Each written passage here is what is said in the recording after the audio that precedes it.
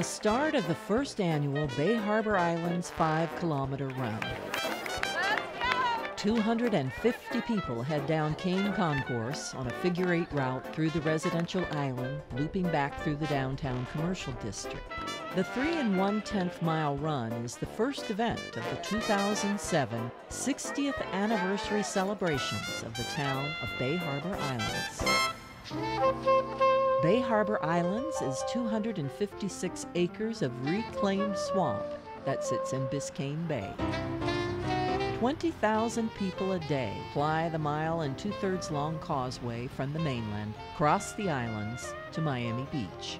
60 years ago, this thriving community was just the dream of a bright young lawyer who set out to build a place where people would live and thrive. He became the town's first and longest-sitting mayor, Shepard Broad. My father took me in late 1945, and he said to me, "Would you like to go for a ride on a rowboat?" Our little boat traveled around this swamp, and he said to me, "Someday this is going to be a beautiful community." Well, I didn't really comprehend what he was saying. Low tide, you could see the mangrove. At high tide, you couldn't see anything. While Bay Harbor Islands was the brainchild of Shepard Broad, his wife, Ruth K. Broad, was a 50-50 partner in the development. The deed to the mangrove swamp actually bears her name. She was the one who dealt with realtors and insisted the project be in good taste. In 1947, when there was nothing there but fresh air, but you could get to it over the bridge he built from 96th Street, he had the first organizational meeting of the town of Bay Harbor Islands. And at that time, he appointed friends of his to the town council.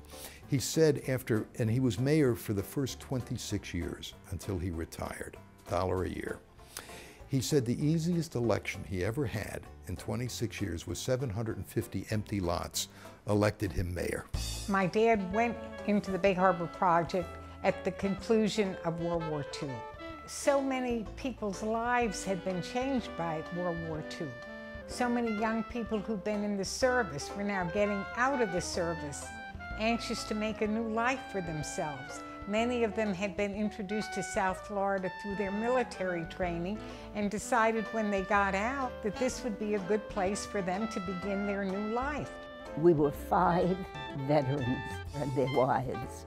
I saw the island when it was all filled in and shelly and just flat land. I thought I had moved into the country. I loved it from the minute we moved here. There was a feeling of close community as it gradually became populated. One of the biggest boosts to the population came with the building of the causeway in 1950, a year-long dredging and bridge-building operation that connected the islands to the mainland and required a state law to approve the financing. Opening day in October of 1951 brought dignitaries from around the state, and the whole town turned out. Shepard Broad's daughter Anne cut the ribbon, and a stream of local celebrants paraded in their cars across the new roadway. A year later, Mayor Broad was still promoting the causeway for the news cameras on its first anniversary, collecting a symbolic toll for the ride across what was billed as the shortest way to Miami Beach. It gave a big boost to what was still just a small town. It was delightful. It was wonderful. You had an apartment, nobody next door probably, a social club that was delightful, all kinds of different little events going on, closeness with neighbors, closeness with friends. It was really beautiful. Among the events that were going on were baby contests held outside the Old Town Hall, fishing contests on the Causeway Pier. This one marked the pier's opening in 1958 with the participation of Lynn Schwartz, Miss Bay Harbor Islands, and shows by the active artist community. There was a time when we had 9 art galleries on the street, and on Friday nights they would have open house with wine and cheese, and you'd find hundreds of people walking up and down.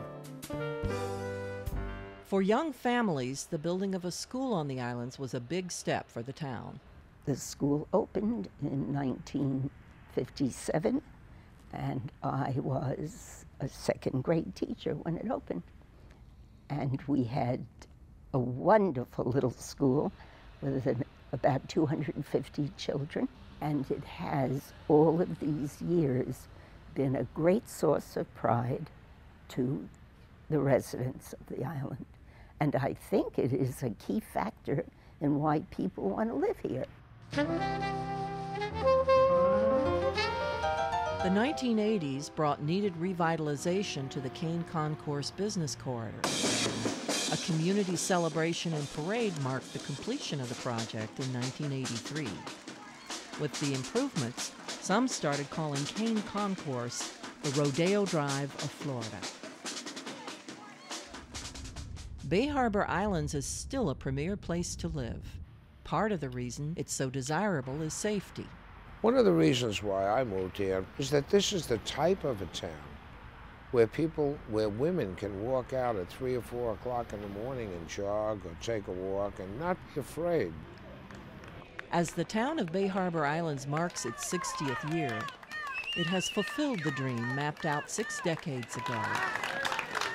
There's been a great change, a turnover in homeowners, but just as nice people have come in. So I'm feeling very comfortable and want to stay put.